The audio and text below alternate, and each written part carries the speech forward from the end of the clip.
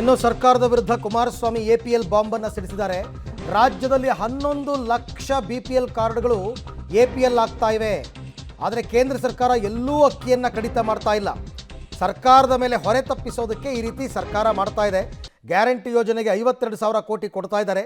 ತೆರಿಗೆ ಹೆಚ್ಚಿಗೆ ಮಾಡಿ ಸಂಗ್ರಹ ಮಾಡಿರ್ತಕ್ಕಂಥ ಹಣ ಏನಾಯಿತು ಅಂತ ಕುಮಾರಸ್ವಾಮಿ ಪ್ರಶ್ನೆ ಮಾಡಿದ್ದಾರೆ.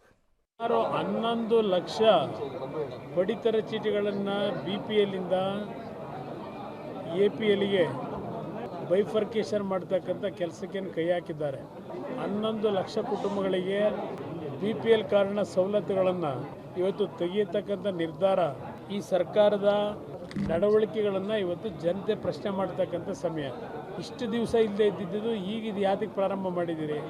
ಕೇಂದ್ರ ಸರ್ಕಾರದಿಂದ ನಿಮಗೆ ಕೊಡ್ತಕ್ಕಂಥ ಅಕ್ಕಿಯನ್ನು ಏನು ಎಲ್ಲೂ ಕಡಿತ ಮಾಡಿಲ್ಲ.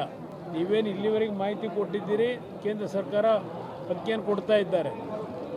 ಇವತ್ತು BPLನಿಂದ APLಗೆ ಕನ್ವರ್ಟ್ ಮಾಡೋದ್ರಿಂದ 11 ಲಕ್ಷ ಕುಟುಂಬದ ಮೇಲೆ ಆಗ್ತಕ್ಕಂಥ ಪರಿಣಾಮಗಳು, ಇದರ ಬಗ್ಗೆ ಏನಾದರೂ ಯೋಚನೆ ಮಾಡಿದ್ದೀರಾ? ಅಪ್ಪ ಏನೋ ಆಹಾರ ಸಚಿವರು ಹೇಳ್ತಾರೆ APLನಲ್ಲೂ ನಾವು ಅವರಿಗೆ ಅಕ್ಕಿ ಕೊಡ್ತಕ್ಕಂಥ ಕಾರ್ಯಕ್ರಮ ಇಟ್ಕೊಂಡಿದ್ದೇವೆ ಅಂತ ದುಡ್ಡು ಕೊಡಬೇಕಲ್ಲ, ದುಡ್ಡು ಕಟ್ಟಬೇಕಲ್ಲ ಅದಕ್ಕೆ APL ಕಾರ್ಡ್ನವ್ರಿಗೆ. ಅದಷ್ಟೇ ಅಲ್ಲ, ಹಲವಾರು BPL ಕಾರ್ಡ್ನಲ್ಲಿ ಬೆನಿಫಿಟ್ಗಳಿದೆ. ಆ ಬೆನಿಫಿಟ್ಗಳನ್ನು ನೀವು ತೆಗೆದುಹಾಕೋದ್ರಿಂದ ಆ ಕುಟುಂಬದ ಮೇಲೆ ಹೊರೆ ಎಷ್ಟಾಗ್ಬೋದು, ಇದರ ಬಗ್ಗೆ ಚಿಂತೆ ಮಾಡಿದ್ದೀರಾ?